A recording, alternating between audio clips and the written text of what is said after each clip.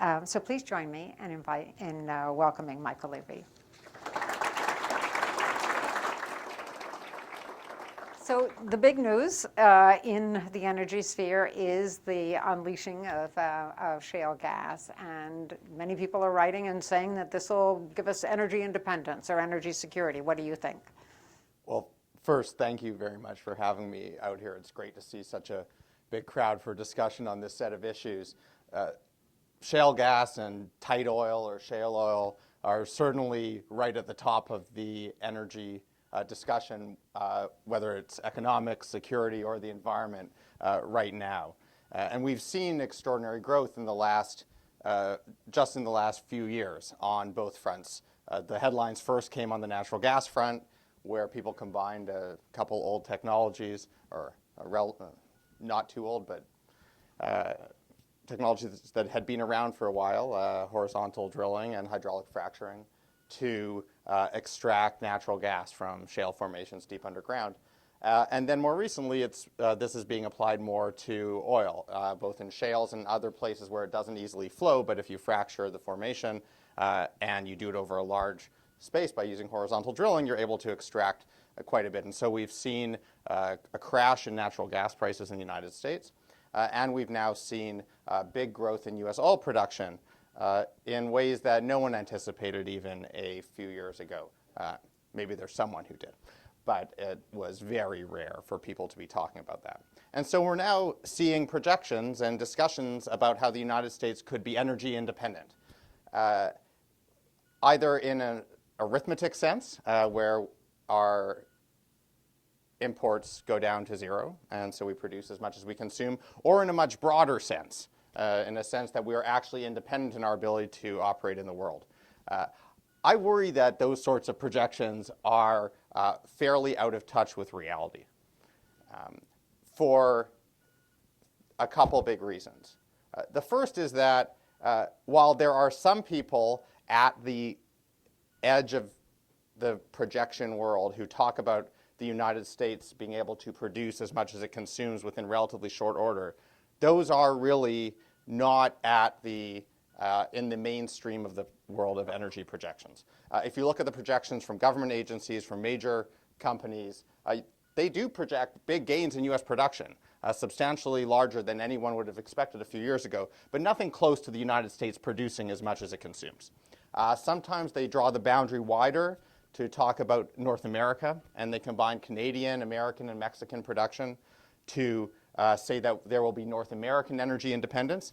And that's easier to envision 10 or 20 years from now than American or U.S. energy independence by itself, at least, again, in this sort of accounting sense of supply equaling demand.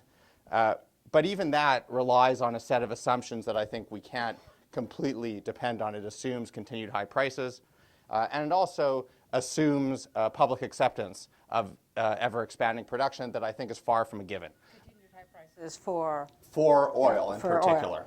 Oil. We're already independent for natural gas production. We have been for a long time, and we could talk a bit about what's happened there. But on the oil side, the other piece is that we still are part of a big global market. So even if we're producing all that we consume, if there's a disastrous event in the Middle East and oil prices spike, the U.S. economy still gets hurt because consumers are stripped of cash. And even if producers quickly become more wealthy, the economy in the short run can suffer considerably. And particular groups that are dependent on oil consumption can suffer considerably. And that continues to put constraints on how U.S. decision makers can operate in the world, what they can do, what freedom of action they have. The natural gas front is different. We've been independent for a long time in natural gas. We have an integrated North American gas market. A few years ago, people were projecting that that would come to an end, that demand for natural gas was growing and supply was shrinking. And so the United States would come to be dependent on imports of liquefied natural gas. In the gas market, we can get into this if you want, but the basic thing that's worth keeping in mind is the gas market is a lot more rigid, a lot more political than the oil market. It requires big, expensive investments in order to be able to transport gas around the world. And when you need to put a lot of infrastructure in place and sink a lot of money for long periods of time, you usually want to have a very good political relationship with wherever that trade is coming from. And so this prospect of getting entangled in the global market for natural gas did raise a lot of security questions. Now that we have this boom in U.S. domestic gas production, we're not heading down that road. We continue to be self-sufficient in natural gas. Now we're talking about potential exports rather than imports, which is a very different set of questions. Right, right. So talk a little bit about, we talked about energy security, talk a little bit about economic security. What, as you think about the possible export Right. of LNG, what are the implications in terms of jobs created, profits generated? What's the net effect? So I find it fascinating that as soon as we stop having a conversation in this country about imports, the next thing we do is talk about exports. There's a big space in between which involves producing for domestic consumption. And that's where the big economic opportunities are in natural gas right now, and that's where I would expect them to be in the future. Right now, U.S. natural gas production is being driven by domestic demand for power plants in particular that can switch from coal to gas, and increasingly from chemicals industry and potentially from transportation, though that's still something that people are digging into. And that is creating real opportunity at a time that the economy is quite weak. There are estimates all over the place when it comes to the number of jobs that are being created by these sorts of developments. It's difficult to estimate these things. Economists will say that in the long run, you don't really create jobs in one sector or another. The economy sort of runs at roughly 5%, 6% unemployment at most times, and if you create jobs in one place, you have fewer jobs elsewhere. In a depressed economy like we've had in recent years, you can create jobs in one sector without losing jobs in another. And that appears to be what's been happening on the natural gas front. The more bullish estimates we've seen probably come from IHS CERA. They've talked about 600,000 jobs being created in the industry, in the supply chain, so people who make steel, cement, people who cater the drill sites. There are all sorts of different things that contribute to the industry. And then in local communities, you go to communities where drilling is happening and people make more money and they go spend it. And so other people benefit from that. And so IHS CERA has estimated 600,000 jobs so far and growing over the next decade or two. The president mentioned that same figure a couple times last year. It's a plausible figure. It draws things broadly, and it's a big number. When people go and estimate the GDP impact of these sorts of developments, they come up typically with numbers. If you expect a huge gain in U.S. oil and gas production, they come up with numbers around 1, 2, 3% of U.S. GDP. So these are big in absolute terms.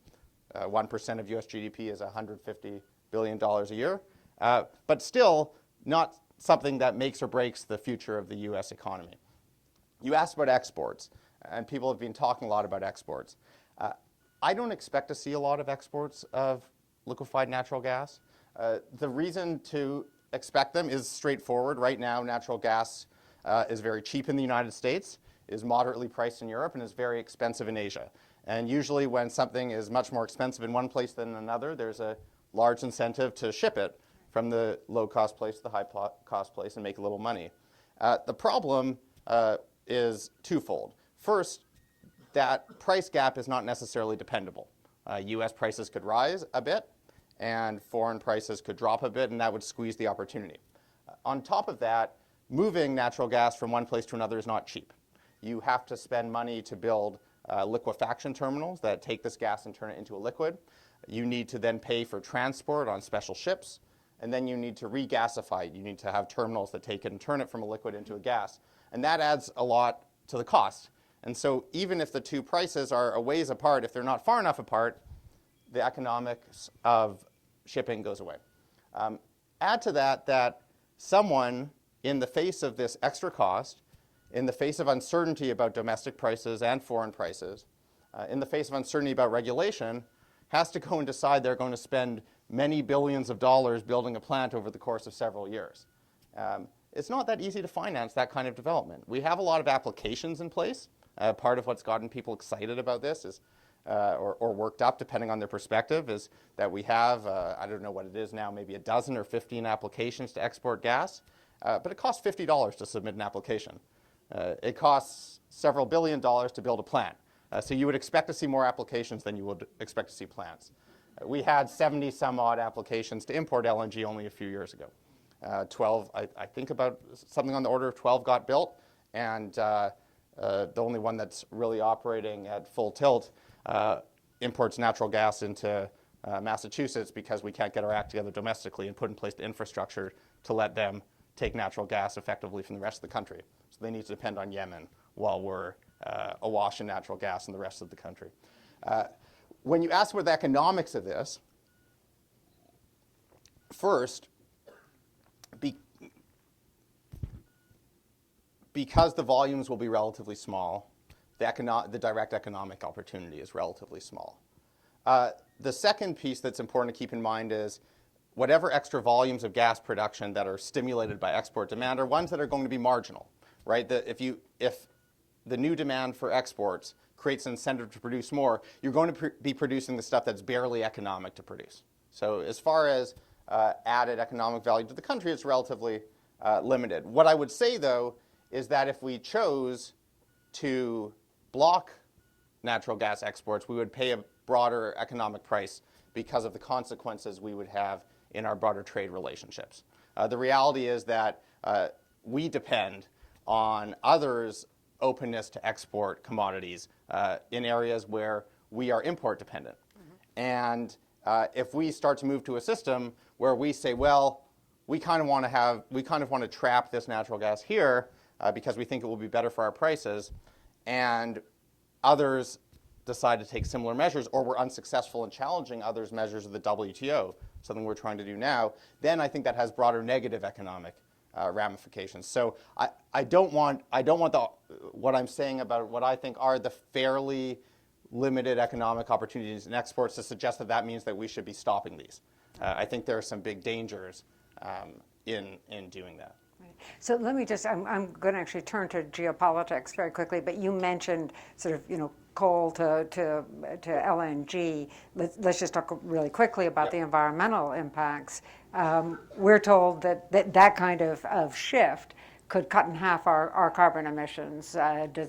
Is that right? Is that likely? What are the environmental implications on both sides of the argument? So natural gas, and shale gas in particular, is challenging because it creates local environmental challenges where gas is being produced, but creates some big local and global environmental benefits when we use it instead of coal in power plants. We're seeing a decent amount of substitution of natural gas for coal in power plants, and that is cutting both local pollution in the areas where that power is being produced and U.S. carbon dioxide emissions. What we can't do is say this is now solving our climate change problem. Because the reality is that gas may be cheap and there may be some substitution, but it's far from cheap enough to create the kind of emissions reductions that we need if we want to take steps that are consistent with really stabilizing global temperatures. And over what kind of time period are you talking about? You're saying well, the near term? We need to be reducing emissions very low over the next 3 or 4 decades, but we can't sort of start that 3 decades from now. You have to transform gradually because the energy system is big and expensive and slow to change. But even, let's say, over the next 5 years we met our short-term targets for greenhouse gas reductions through greater use of natural gas, something that I still think would need to be driven in part by regulation, that would not necessarily set us up for the longer-term transformations that we need. So I think we need to keep in mind that this is helping now. It's reducing emissions. It's improving local health in places where coal would otherwise be burned. But it's not a substitute for a long-term climate strategy. I'd put one more piece in there. Natural gas may provide an interesting opportunity to rethink our efforts on technology to capture and store carbon dioxide underground. For a long time, we've talked about using something called carbon capture and sequestration, CCS, on coal plants. The idea being that if you are going to continue burning coal, but you need to deal with carbon dioxide emissions, you should make sure that you stop that carbon dioxide from going into the air. It's been very difficult to get these sorts of plants off the ground. We can describe we know each of their component technologies, but to put them together in a real system is difficult, and to put out projects that demonstrate that can be done and determine how much it will cost is very expensive.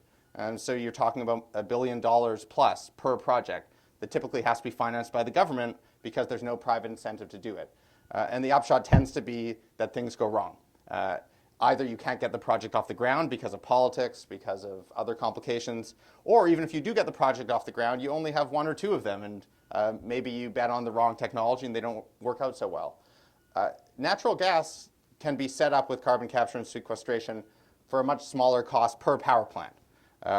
It doesn't necessarily mean it's more cost effective overall, but it does mean we can do more technology experiments at the same time within the same budget. And so that might be an interesting opportunity. I said at the outset, though, that there are two sides to this environmental issue. I don't want to dive too deep into it unless you want to, but there are real local challenges associated with shale gas production and tight oil production. This is an activity that can be done well and can be done poorly. You have what's essentially heavy industry moving into areas that are not experienced with it. You have a wide range of companies operating, some of which are responsible and some of which are less responsible. You have activities that can be done well or poorly. You can cement wells properly, or you can cement them in the wrong way and allow gases to migrate where they shouldn't be. You can dispose of your wastewater well, or you can dispose of your wastewater into local water supplies while no one's looking, and that turns out very badly.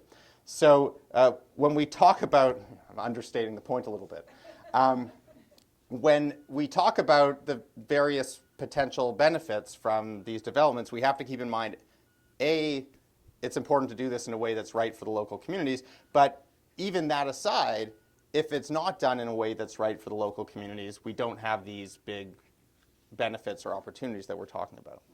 This questioner asks whether you feel the pros of fracking outweigh the risks. If it's done right, then yes. Yeah. If it's regulated properly, and if it's done right by the companies. I think a lot of what can be done involves voluntary action from the companies, but I think there are elements that need to be regulated, both and need to be regulated well, which means not just having the right rules in place, which often already exist, but having the right penalties and having the right enforcement. I also think it needs to be regulated in a way that increases public confidence.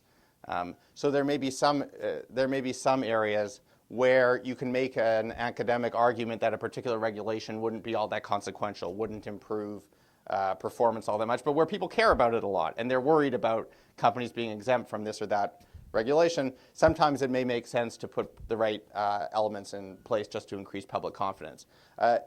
We need to be careful that we don't do it in a way that sort of kills the goose that lays the golden eggs. The International Energy Agency has done analysis showing or suggesting at least that a long series of best practices could be put in place for roughly a 7% increment to the capital costs of each well. 7% is not a big increment. And they've also suggested that there are steps that could be taken that would actually reduce the cost of production while reducing the environmental footprint too. One of the ones I find fascinating is they argue that if we did a better job of understanding the science of how these wells actually work underground and better understand the geology of the areas where gas is produced, the wells could be better targeted. They could use less of what we call fracturing stages. Or again, those could be better targeted. And so fewer useless wells would need to be drilled. Less water would need to be pumped into wells that aren't ultimately economic. And so that would improve companies' bottom lines, but also cut down on the wastewater, cut down on the truck trips, cut down on all these things that affect the local environment. Right. And this questioner points out that water contamination is one problem, but what about water use? How much water has to be used in an area of scarcity, where we worry a lot about water scarcity here? Right, and I'm not going to pretend to be an expert on the water scarcity question. For California, it's a very important question, and it's been an important question in some of the mountain states also, less of an issue in some of the northeastern ones. And all I'll say is that if water is priced appropriately, then we should be able to decide which competing uses are the most effective and appropriate ones to use. If water is all but free, as it is in some parts of the country, then you get misallocation in dangerous ways. So you're a fan of markets, I can tell from that answer. I'm a fan of markets that take into account the actual value of the things that are being traded in those markets. And often our markets don't take fully into account, whether that's the value of water supplies or the damages created by carbon dioxide emissions or the national security consequences of overdependence on particular resources. So let's go to national security. Let's go to geopolitics. Fareed Zakaria, who's going to be keynoting our conference, has said that shale gas is a huge deal. I guess he calls it a game changer, not just for the energy industry, not just for the U.S., but for geopolitics, for the balance of power. So let's sort of look at different countries and ask what is the impact of greater quantities of less expensive energy and cleaner energy. We think of gas as being, the major suppliers of natural gas being Russia and Iran, two actors we're not always happy with. And Russia has in fact used its muscle with Europe, which depends on it for energy. It's used its muscle in ways that don't please us. Right. And we're also inclined to want to find greater ways to put the squeeze on Iran. What do you think about that? Will export or just even the export of and the accessibility of natural gas change the dynamics of those relationships? I think it does. I think it already is. So the three biggest conventional gas holders in the world are Russia, Qatar, and Iran. Iran actually has had limited success in exporting its natural gas. Russia derives a lot more power from its natural gas production. Qatar has emerged as a very big natural gas supplier and is sort of as the pivot of global liquefied natural gas markets. And I think you also packed in the three ways that what's happening in the United States could influence things around the world. One is others using the same technology that we have here in order to replicate what's happened in the United States.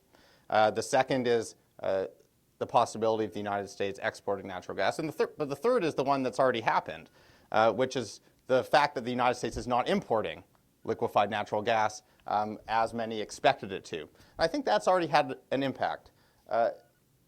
Natural gas projects take a long time to develop, and so there was a lot of investment in natural gas production that was anticipated, that was done with the U.S. market in mind.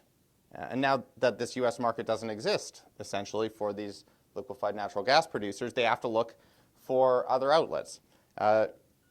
Whenever you have producers scrambling for consumers, that shifts power away from those producers and toward those consumers. And we've seen consumers in Europe become emboldened in their relationship with Russia in particular.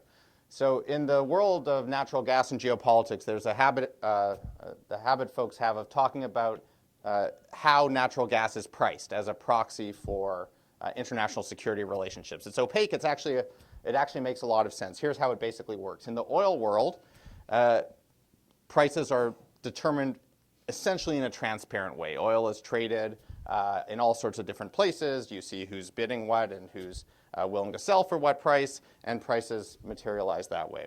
In the natural gas world, aside from in North America, where we have a very well-developed gas market, there's a lot less in the way of opportunities to transparently and freely determine market prices. And what that means is that various trading partners need to come up with schemes to decide prices, to decide the price that they'll buy and sell gas at. Typically, in Europe, what they do is they have formulas based on the price of diesel, so a fuel derived from oil, and that's how they determine the price for natural gas. In Asia, they have formulas that are based on a mix of oil sources that are traded in Japan. But negotiating that formula is an exercise in political power a lot of the time, particularly when at least one of the companies involved is a state-run or state-sponsored company. So as soon as you have to come up with these pricing schemes, you have a geopolitical game. And even the sort of crisis we saw several years ago when Russia cut off gas supplies to Europe, that was ostensibly over a pricing dispute, over a debate over how to price this gas. What you've seen in the last year or two is European companies led by E.ON in particular in Germany demand from Russia that they move to a more market-based system. So to a system where they look at a price at a particular place in Germany where natural gas is traded, and where buyers and sellers get together and figure out who's willing to pay what, and that should be the price that at least some of the Russian gas is sold into Europe under, and the consumers have prevailed, which is very different from what anyone would have expected a few years ago. So you do have changes in the balance between markets and international politics in determining natural gas flows. Now, we haven't seen this as much in Asia as in Europe. The gas market is pretty balkanized. On top of this, the surge in demand for natural gas from Japan in the wake of Fukushima has compensated considerably for this lack of demand from the United States. I think we might have seen considerably larger changes in the market had that not happened. But given the current state of affairs, Japanese aren't quite in a position where they're comfortable demanding changes in how trade is governed. But we are seeing that change. The other big question mark that people have is whether what's happened to the United States will be replicated elsewhere. And companies are certainly trying in different parts of the world to pursue it. And 10 years from now, we might see the emergence of significant shale gas or tidal development elsewhere in the world. But I would caution, because 10 years is a long way off and might is a nice condition to put on that, I would caution that the conditions elsewhere, the conditions in the United States are in some ways almost perfect for development of this resource. And I would not assume that they will exist elsewhere in the world. I can just tick off a handful of them. First, we have highly liberalized gas markets in this country. If I'm a small firm and I go out, I develop the resource, I can sell it into the pipeline system and make my money. In other parts of the world, that's not how it works. The pipeline system is much more tightly held. In the United States, you have private landowners who own the resource a lot of the time. And so without any policy decisions and any political difficulty, people can decide to sell their land to developers. I'm not saying that this arrangement is better or worse than ones elsewhere, but in general, the governments own the resources elsewhere, and you have slow-moving and difficult political decisions around development. A lot of the development we've seen here is essentially in exurban or near-urban areas, close enough to built-up areas to have the infrastructure that you need for development, whether it's water or whether it's housing, whatever you need. But they're not so dense that the environmental challenges are insurmountable. Now, when you look elsewhere, you have one or the other problem. If you look in France, people talk about shale gas development in the Paris Basin. I think anything named the Paris Basin, you're going to have difficulty doing natural gas development. And you're talking about very dense settlement. In China, in contrast, these resources tend to be far-flung. And so if you wanted to develop them, you'd need to put in infrastructure to take water out there, and you'd need to put in infrastructure to move the natural gas to market. And that instantly adds considerably to the price and makes it more difficult to develop. We could go through a whole other list of reasons that things are different here from there, or from other places. But I'd add one in particular is our financial markets. What we've seen with the emergence of shale gas is also in some cases a new model for developing natural gas, where companies have, instead of spending from their own cash, sold natural gas forward. So they've used the deep liquid financial markets we have in the United States to sell their future natural gas production up front and use that to fund development. We don't have the same kind of markets where you can do that in other countries. Now, there are other financing models, particularly in countries where the state is a significant part of the energy system. They can finance long-lived projects. But again, a different dynamic. I could tick off a few more, but I won't. There are a lot of things that are different that mean that the spread of shale gas technology will be slower than I think some of the most enthusiastic people expect it to be. And I mean, you've shared with us the reasons why production, we're in a place that's very friendly to production. A lot of the questioners, though, ask, who's sitting on what, in essence. Right. And this card asks whether China is sitting on undetected oil and gas findings. I was going to say, when you say we are in a good position, one of the interesting things about the United States, I was giving a guest talk in a friend's law school class yesterday, and one of these law students pointed this out to me, that the federal structure in the United States has been quite important here. because it means that even if we have disagreements about this, some places will go ahead with it, and then we learn. And then other places can follow at the pace that they want to and take those lessons. And so that's part of why this has happened. May not be the same in other places that don't have a similar federal structure. China has a lot of shale gas. Argentina has a lot of shale gas. Now, a lot of this is sort of sketchy. Our knowledge of underground resources in other places is not always as good as it is in the United States. We have a much deeper history of development. But when the Department of Energy commissioned a study a year or two ago on this, they found that the top 3 resource holders in the world were China, the United States, and Argentina, if I remember correctly in that order. So China, you have these infrastructure challenges. In their new 5-year plan, they talk about really going after this. But even their ambitious targets would leave them 10 years from now producing considerably less than the United States does today. Argentina is its own complicated issue, both because they have pricing issues domestically, so it's not clear that you can make the money that you want to. On top of that, your company might be taken away from you by the government, which deters investment, and even if it isn't, you might not be allowed to take your money out of the country. So Argentina. Not Venezuela. No, we're talking about Argentina. Okay. So life is complicated in developing these. But some of the other interesting places where we talk about it, and again, I think we'll understand more as development starts and people drill wells and learn. But Poland has been very excited about the potential of shale gas development with a historically fraught relationship with Russia, wanting to have its own independent source. And this is actually an interesting development. I think a few years ago, had you asked people, they would have said the coal lobby in Poland would get in the way of shale gas development in a big way, and it hasn't as much as some people would have expected. And so you've seen that proceed. There is a debate going on in South Africa right now over natural gas development in the Karoo region. And again, each of these places will have a different environment for development, a different social concerns, different geology, different industrial structure. But hopefully, at least each one will learn from the others as we go ahead, both about the business side of it and about the environmental side of it. At a minimum, this is something we can contribute. The United States has had in place for the last couple of years a global shale gas initiative where it tries to transfer lessons from U.S. development to other countries. It started as a U.S.-China partnership. The United States, before Copenhagen, went and tried to negotiate all of these climate agreements, and what the Chinese apparently wanted most was to talk about shale gas. And so they developed a program of exchange.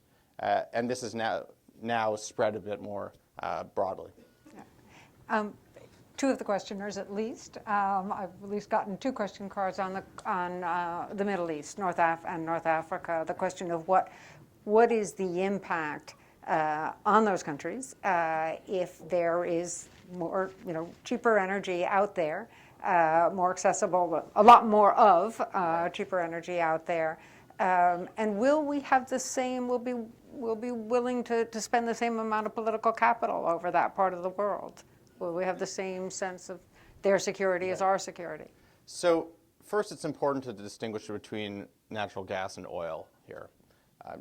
Abundant sources of natural gas have definite impacts on natural gas producers elsewhere in the world. Natural gas, right. Qatar, Algeria, others that want to sell a lot of liquefied natural gas. Not so much impact, let's say, on Saudi Arabia. Not North Africa, but I think part of that broader North Africa and Middle East region. So that's the first thing to keep in mind, is that the gas has a different impact. For oil,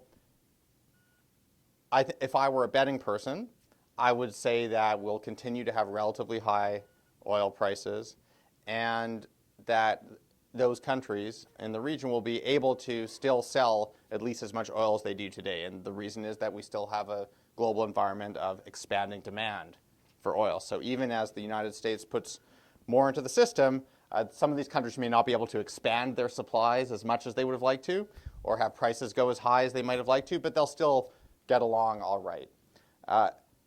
I wouldn't put anywhere close to 100% certainty on that.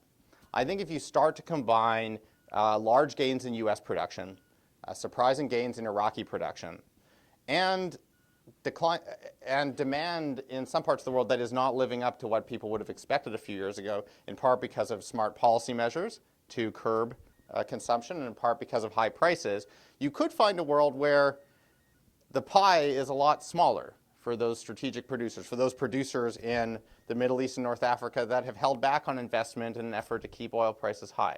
They might need to decide whether to keep producing as much as they do and see prices crash, in which case their revenues fall, or cut back on their production to keep prices high, in which case their revenue also falls.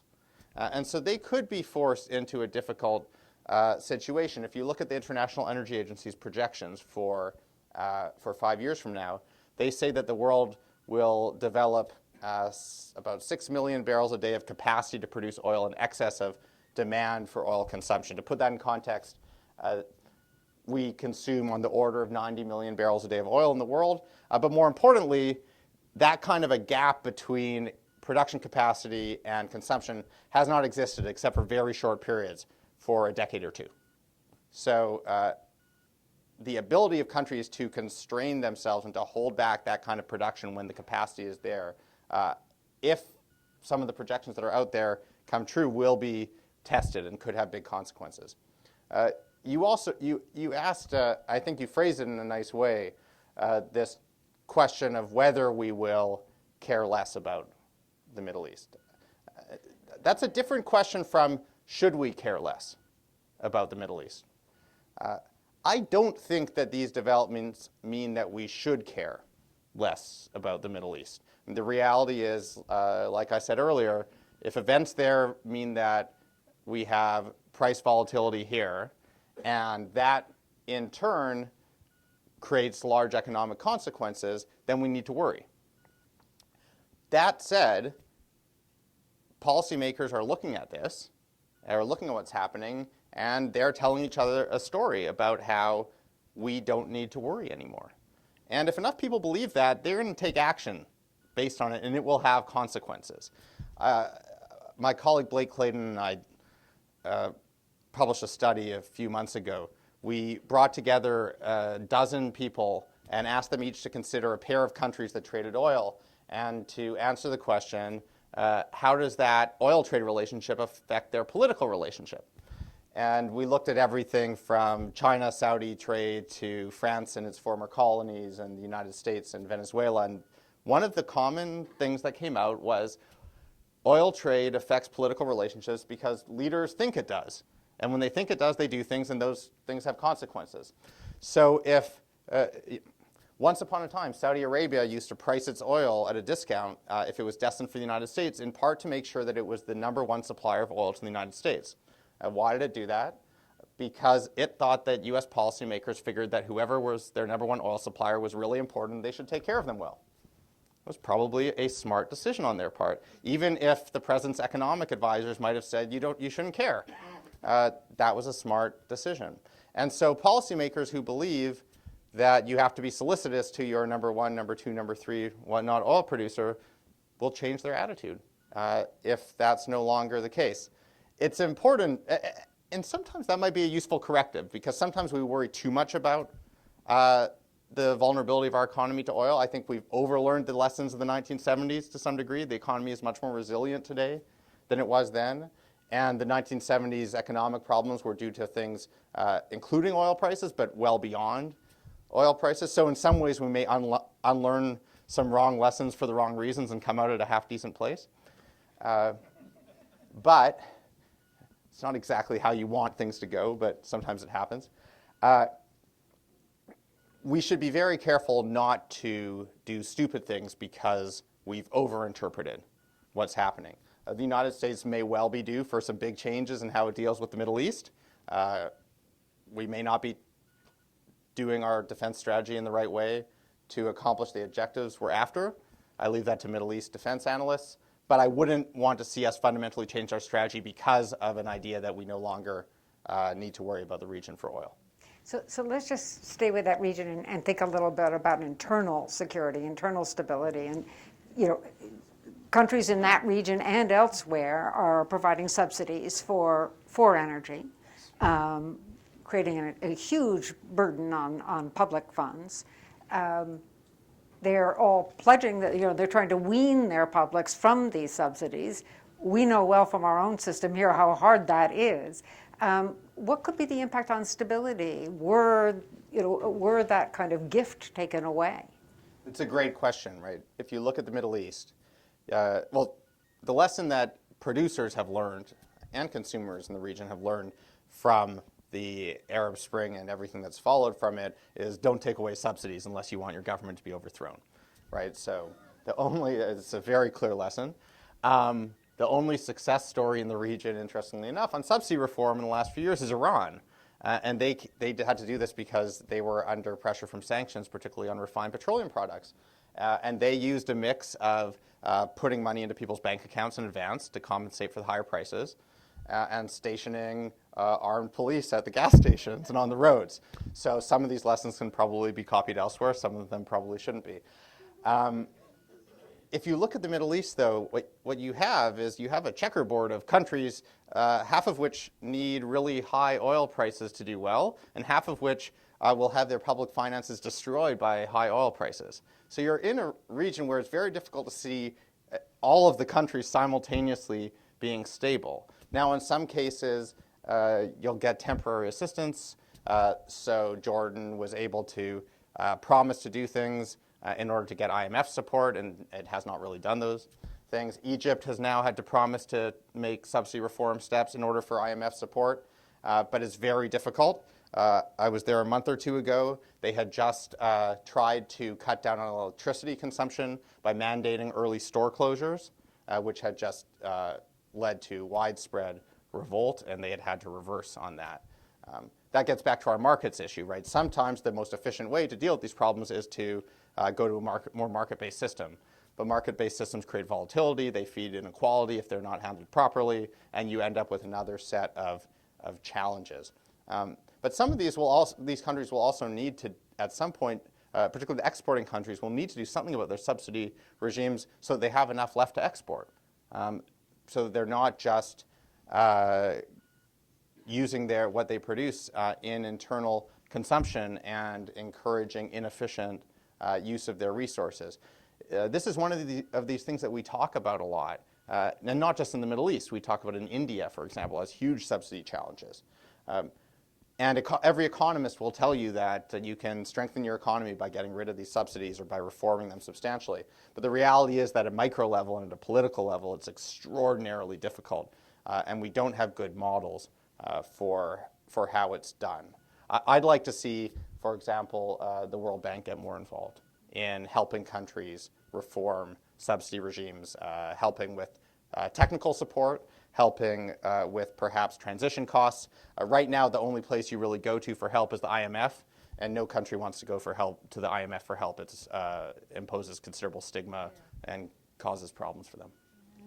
Let me take you to another security question, and that's, we learned fairly recently that there had been an attack on Aramco's, a cyber attack on Aramco. I guess last summer was when it occurred.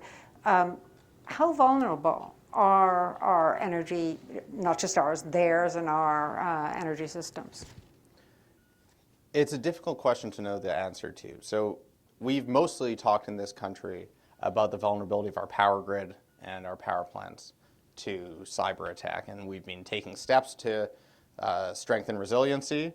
My understanding, and a lot of this is not public knowledge, but my understanding is that we still have considerable vulnerabilities, not necessarily to sort of terrorist attack, but to state-driven attack, particularly in the context of a crisis within another major country. This question of cybersecurity for oil and gas production overseas is one that's really just rocketed up policymakers' list of concerns since the Aramco attack, but also an attack around the same time on Rasgas, the joint venture between Qatar Petroleum and ExxonMobil that exports liquefied natural gas. When I asked the folks in Qatar about this, they said, we came out unscathed and this should reinforce our reputation as a reliable provider of liquefied natural gas. So they basically said, this is good news, that we're being tested and that we're showing that we won't work. I don't know how persuasive that case has been with potential consumers. But it is in some ways encouraging that these cyber attacks were able to shut down large chunks, as far as we can tell, of these company systems without interrupting production. So that suggests a considerable amount of resiliency. I have a couple colleagues who are actually digging into this right now, but it's at that level of an issue that's emerged so quickly that we don't really have a solid understanding of what the dangers are. I would say for any of these, if we have a limited disruption, we do have capabilities in the international system that we didn't have in the 1973 oil crisis to mitigate some of the damage. We do have strategic petroleum reserves that we can release into the market in order to compensate for losses of supplies. This is, again, particularly on the oil side. But there are limits to whether that can deal with a major disruption, like, let's say, if Aramco were unable to export. We would not have the capacity to match that. Back to our conversation about natural gas as a relatively clean source of energy, some of the questioners are concerned that in essence, because of that, we may be kind of diverted from a goal of achieving sort of zero carbon approaches. So let me just read these two questions to you. This one asks, what are the strategies for transitioning to a non-carbon energy source that are proving most likely to be successful? Another asks, how much, if at all, is shale gas development and consequently low gas prices holding back development of renewable resources? So those are great questions. People often juxtapose the current low natural gas prices with costs for renewable energy and come to the conclusion that if natural gas prices were substantially higher, renewable energy would be doing a lot better. It's important to keep in mind that if natural gas prices were a lot higher, it would not be the competition for these renewable resources. Coal would often be the competition in a very loose sense. It's not a direct competition. These are very different resources, but it would essentially be the competition. If I look out into the future, to me, the number one make or break thing for clean energy, whether it's renewable energy or nuclear energy or carbon capture and sequestration or much greater use of energy efficiency, is policy. That is the number one variable here. The reason that we saw slightly depressed renewable energy investment in the United States last year, I think down about 30% from the previous year, in part, actually good news in a way, it was because the cost of a unit of renewable energy was lower, but in part because of extraordinary policy uncertainty. You had a wind production tax credit that no one knew until the very end of the year whether it would be renewed. You had all of this policy uncertainty. The Department of Energy does various projections of different cases each year. They did a really interesting set of projections last year where they look at, they didn't structure it this way, but I'm going to explain it this way. They first look at what will happen under our current expectations. Then they say, what happens if we put a price on carbon that's modest and then rising in the future?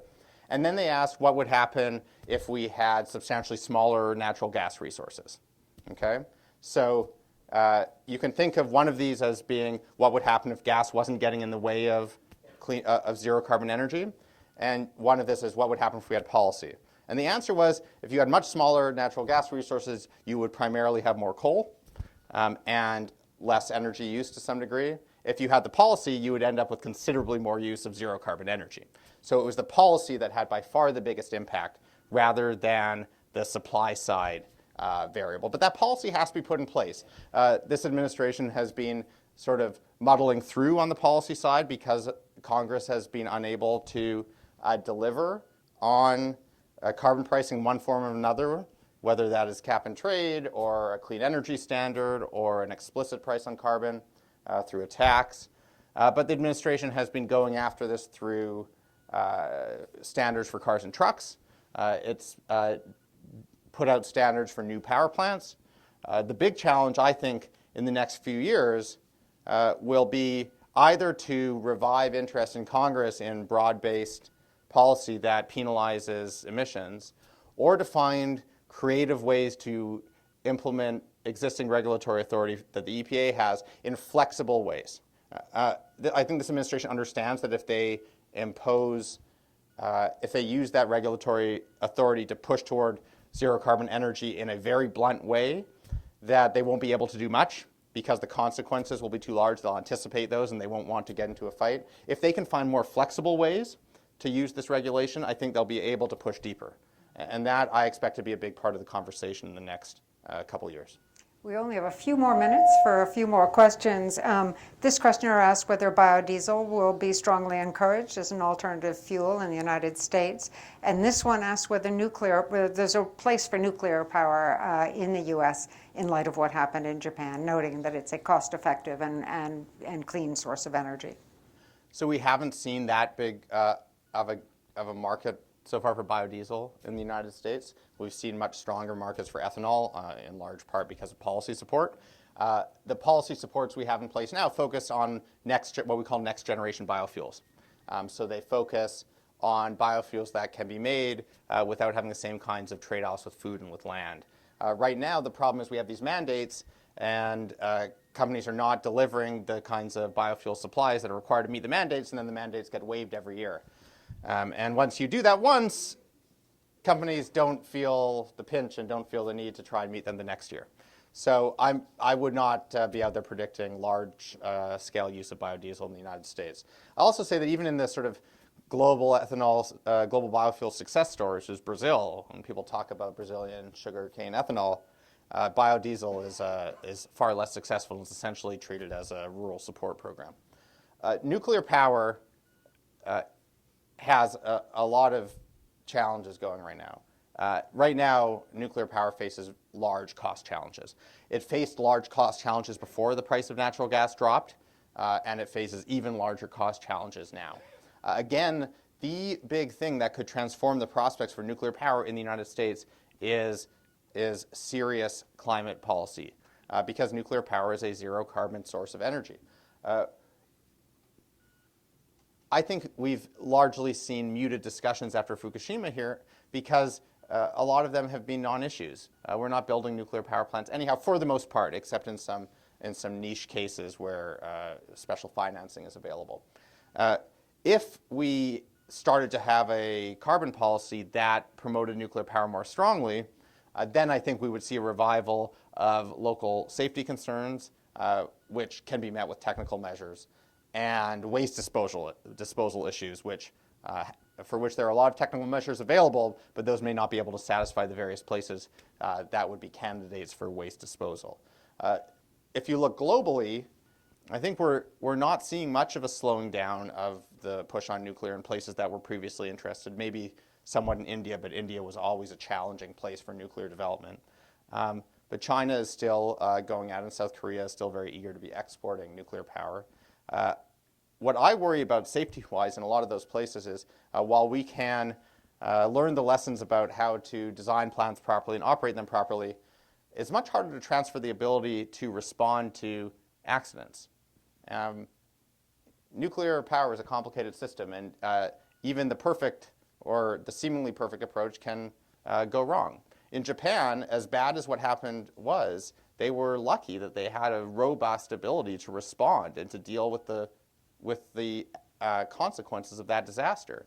That might not exist in some of the more developing countries that are interested in nuclear power. The other piece, since this is a security conversation, if nuclear power globally rose to a scale where it played a very large role in greenhouse gas mitigation, we would have a substantial security challenge that we would have to deal with. Yes, in principle, we can separate power plants, which are not as proliferation prone, from sensitive fuel cycle technologies, uranium enrichment, plutonium reprocessing. And in principle, those can be separated and mitigate a lot of the security problems. In practice, a lot of countries seem to want to, if they have large nuclear power programs, to have this fuel production and processing capability too. And if that spread broadly, that would be another substantial international security challenge. So while we're on the topic, what do you expect to happen in Iran with regard to their nuclear program? Your guess is as good as mine. I don't see a resolution on the horizon. I think that the sanctions have been surprisingly biting. I think if you would have asked someone a year and a half ago whether we would be where we are now with substantial cuts in Iranian exports, I think most people would have been very skeptical.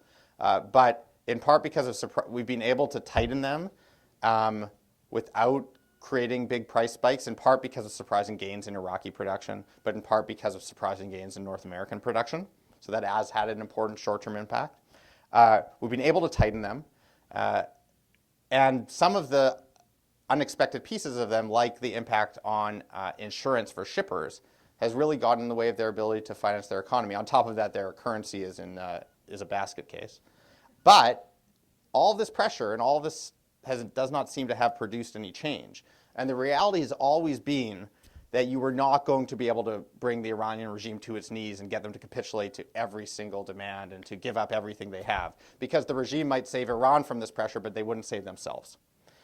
So you still need an exit route. And it's unclear whether there's an exit route that leaves not only the United States, but also Israel comfortable. And that has to happen if you want to avoid an Israeli strike. And that leaves Iran comfortable. You essentially need to find a place where the Iranians still think they kind of have a nuclear weapons option, and where we and the Israelis kind of think they don't. And we have to be able to be comfortable in that gray zone. It's not clear to me that we'll be able to get there. I'm going to ask you 2 more questions, and then we're going to have to wrap it up. This questioner asks whether there's a good reason not to approve the proposed crude oil pipeline from Alberta, Canada to U.S. markets. And this one asks whether natural gas vehicles will be encouraged and brought into mass production here in the United States. Okay. And the last questioner asks, I'm going to get a list here. and you're going to work this all in really seamlessly. The last 12 questioner seconds. asks whether global agreements, and they're thinking in terms of climate change agreements, freeze into place current realities or actually produce new advances. Those are great questions. Fortunately, 2 of them can be written down with acronyms. Pipeline. I understand the political tactics behind the pipeline opposition. People are frustrated. They also want to put pressure on companies. The reality is that blocking the Keystone XL pipeline would have almost no impact on greenhouse gas emissions. In the scenarios where you could imagine blocking Canadian oil having big impacts on emissions, they would also have huge impacts on prices.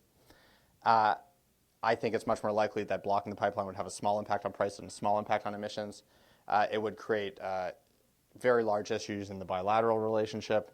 And on top of it, if we want to be getting somewhere serious on climate, and I think that's the motivation of people who are supporting efforts to oppose the pipeline, you're going to need more than a minority of people to support it.